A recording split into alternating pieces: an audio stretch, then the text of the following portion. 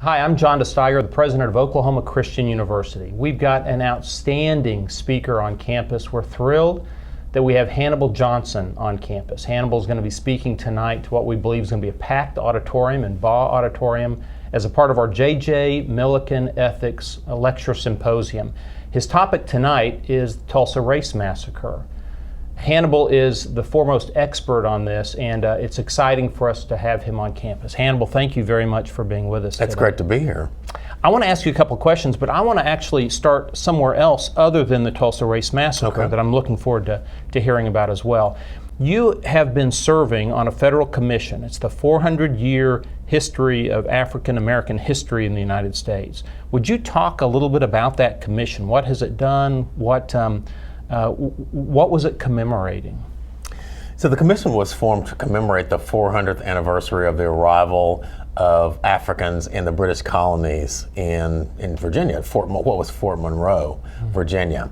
And so we are charged with mainly educating the public about this rich history and the contributions of African Americans generally to all spaces across the United States. So we're about a 15-member body. We hired an executive director about 6 months ago. It's one of the best things we ever did. And things are working much more smoothly now than ever before. And in fact, I'm hosting a meeting of the commission in Tulsa in December. So I'm excited about that, bringing them to Tulsa, showing them what we're doing, showing them what we're doing with our Centennial Commission, which has been meeting a lot for the last 3 years as well. Well, very good. So when does the 400 years run? Was it late August of this past 2 months ago? Well, the sort of capstone commemoration was in August in Virginia. Okay. But we're running a whole year's worth of activities all throughout 19, and we actually are scheduled to go out of business in the summer of 2020, but we're looking to get an extension because there's a lot more work that we can do in terms of educating the public, particularly about African American history and contributions of particular African Americans to American history generally. That's outstanding. Well, I'm really glad that you're serving on that commission. That just sounds really outstanding. So I want to ask you, I love history. I want to ask you about Oklahoma's history. A lot of unique things about the state of Oklahoma. How we were founded as a state, the land runs that occurred prior to the founding of the state, the Trail of Tears and Native Americans being forcibly removed to Oklahoma, and those who began here as well. But I want you to talk to me a little bit about the black townships that sprung up across Oklahoma. I understand there were about 50 of them at one time, at least. How did they form? How did they evolve? Do any of them still exist today? So there are about a dozen of the all-black towns that still exist, and they are struggling in terms of their viability because kids grow up in those communities that they're by and large small communities that were founded as agrarian communities. And if you grow up in a town like that, you actually want to be in Tulsa or Oklahoma City or someplace other than a small town like that. But many of those towns were formed in the late 1800s.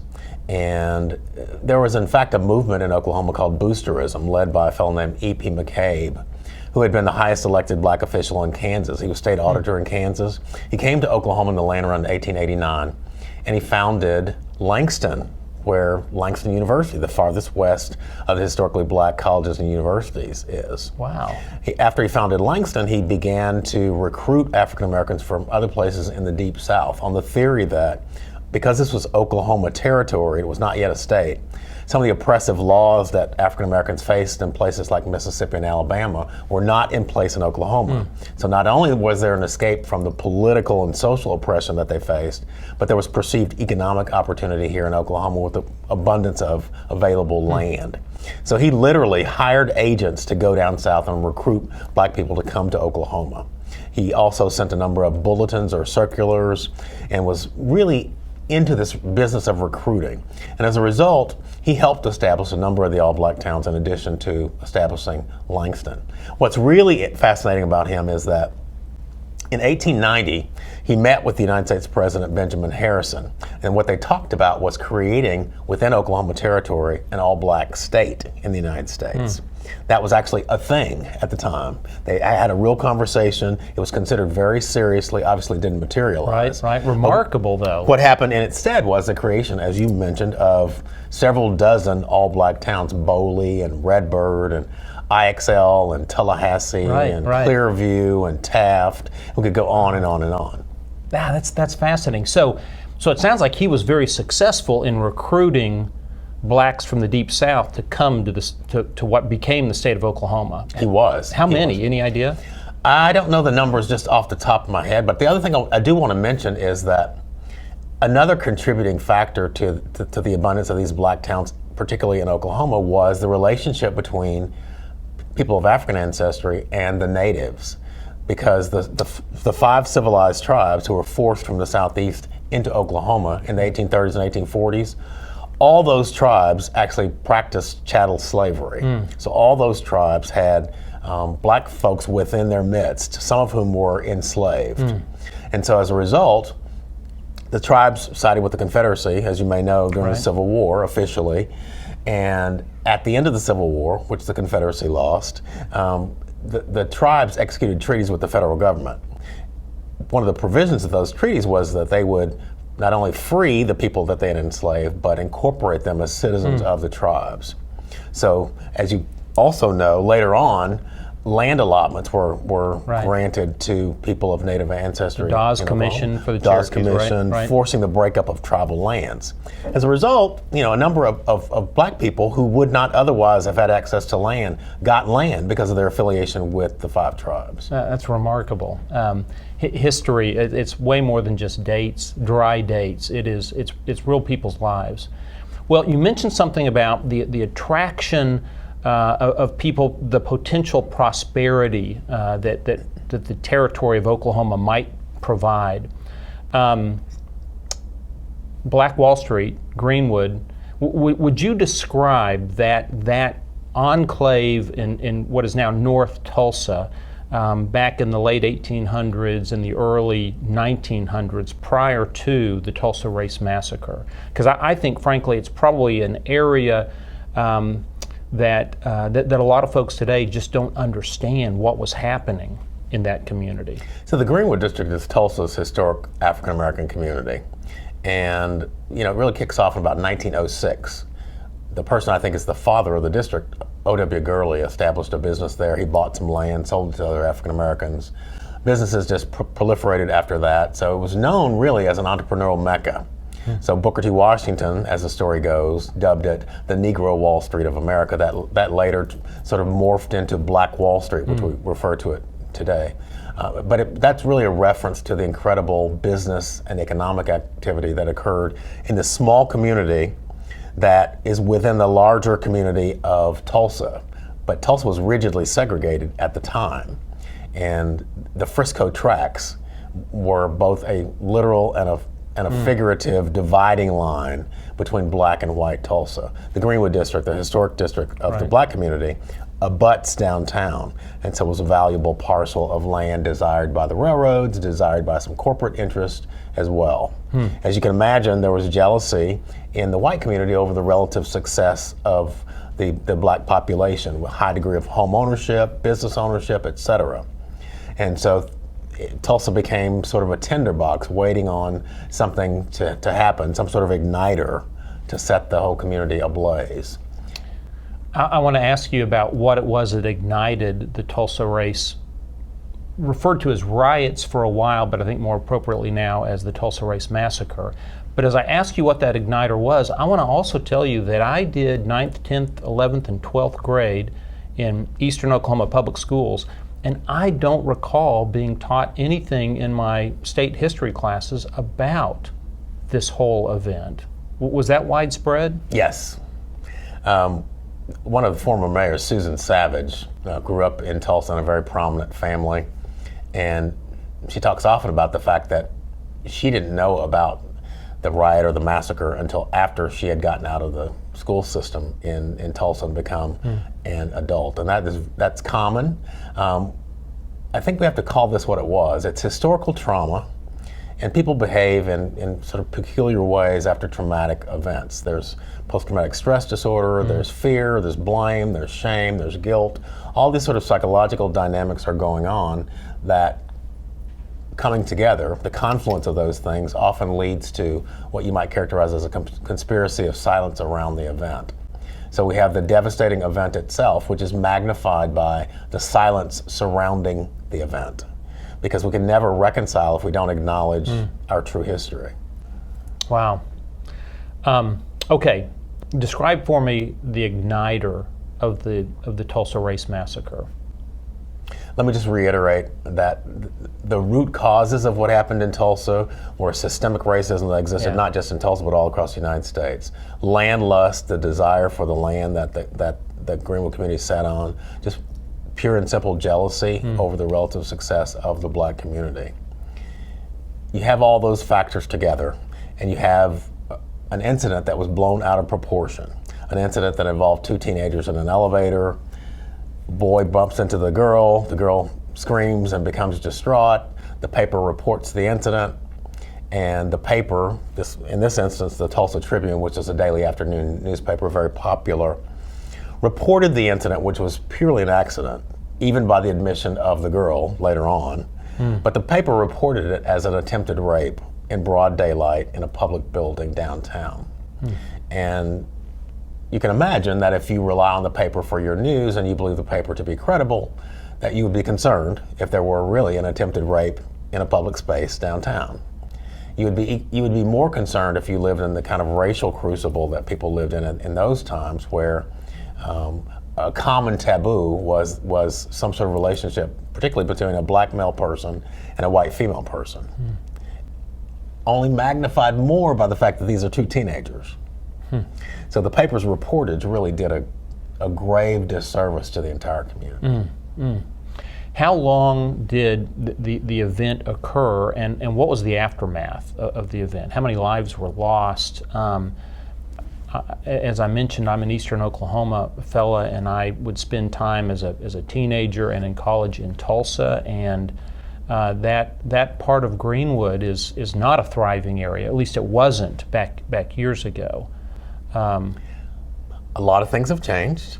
The upshot of what happened on those fateful hours, the disturbance lasted roughly 15, 16 hours over a period of the night of May 31st, 1921 through the morning, early mid-afternoon of June 1st, 1921.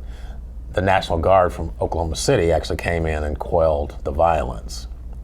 It only took a few hours for damage to be conservatively estimated at the time at $1.5 million, which would be well over $25 million today. Some 1,250 structures were destroyed, homes and businesses. Many African American families spent days, weeks, and months living in tent cities set up by the Red Cross, who provided the relief. The best estimate, according to people who have studied these events, is that somewhere between 100 and 300 people probably lost their lives. Now, the official death toll is 37 based on death certificates that are available as a matter of public record. But there are a lot of unanswered questions, one of which we are dealing with right now in Tulsa, which is a mass graves investigation. There are persistent stories from eyewitnesses and through oral histories of mass graves being dug at various locations throughout Tulsa to sort of cover up the full magnitude of the devastation. We also know that many people were injured and left town never to return. We don't know what happened to them, whether they died somewhere else. We know that some people were summarily buried, even if not in a mass grave, just buried quickly, right? So the event had a devastating impact on Tulsa. And I think it's important that we acknowledge that it had a devastating impact, not just on Black Tulsa, but on all of Tulsa. And it's all of Tulsa's problem to be resolved going forward. The Greenwood community actually rebuilt in rather short order, even against the odds. So the peak of the community as a business community is in the early to mid 1940s. And then it declined thereafter in the 60s and 70s because of integration, because of urban renewal, other social and economic factors. And today what we have in Greenwood is a Greenwood Cultural Center is kind of the centerpiece, a couple of historic churches, some buildings that were built after the devastation in 1921 that are owned by the Greenwood Chamber. But the largest kid on the block, if you will, is Oklahoma State University Tulsa campus. So the community is really a hodgepodge of cultural, arts, education, entertainment, to some extent religious because of the churches, variety of interest. One Oak Field, the ballpark, the minor league ballpark is a big presence in the Greenwood community today.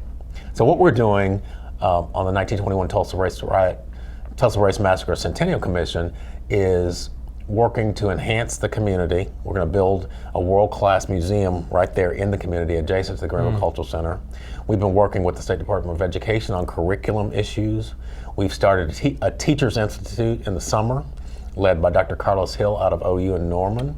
We've done that twice. We're going to do it again and again and again. We're going to expand that.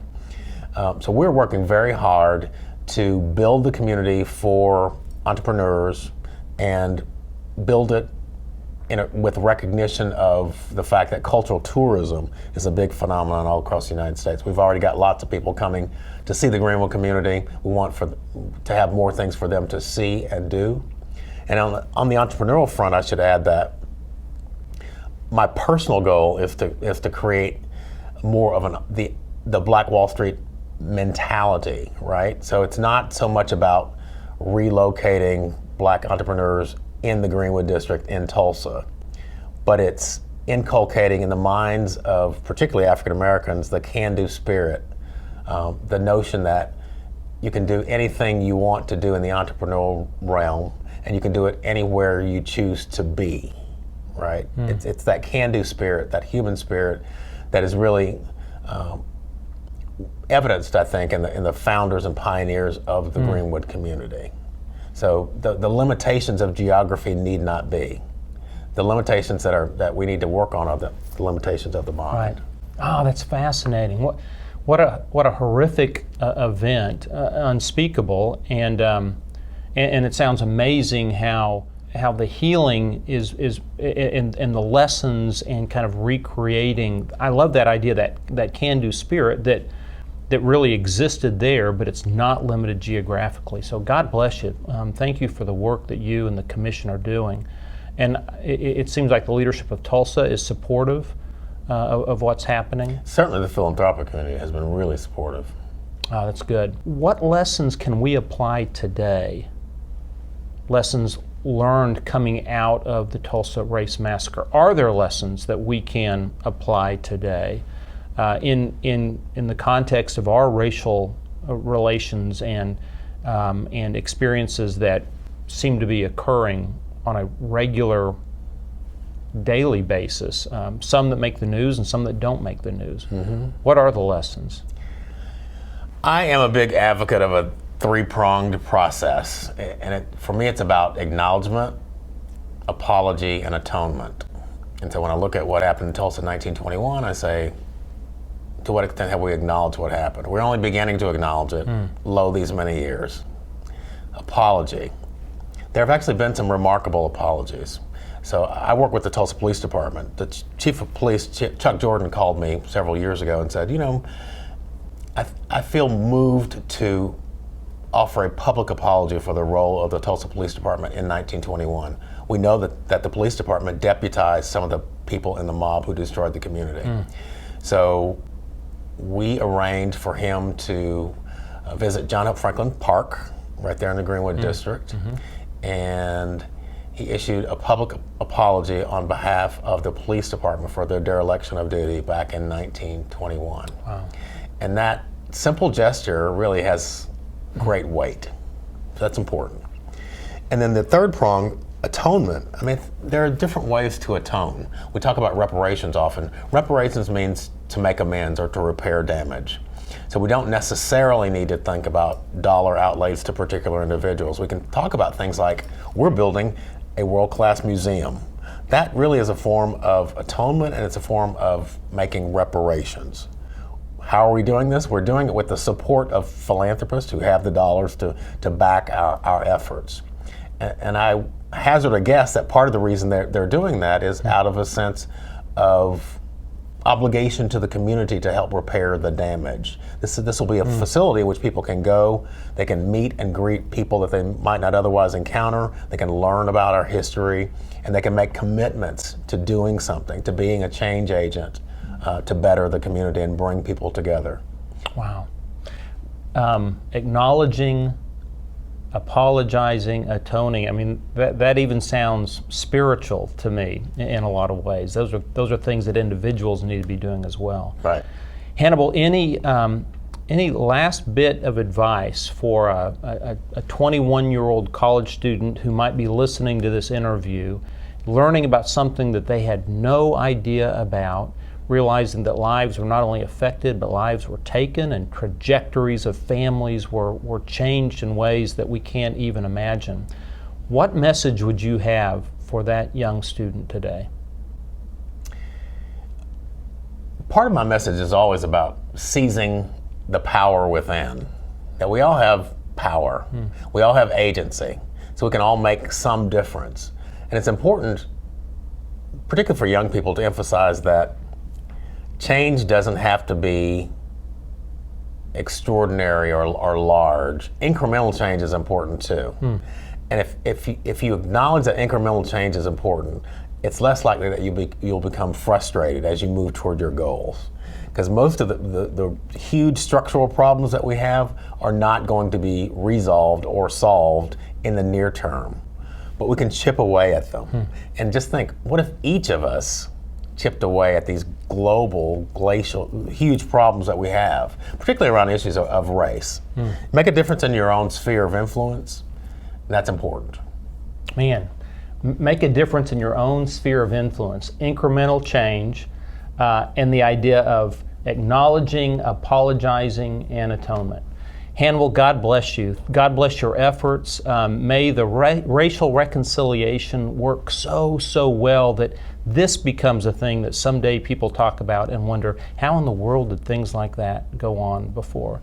God bless you. Thanks for being at OC. Thank you.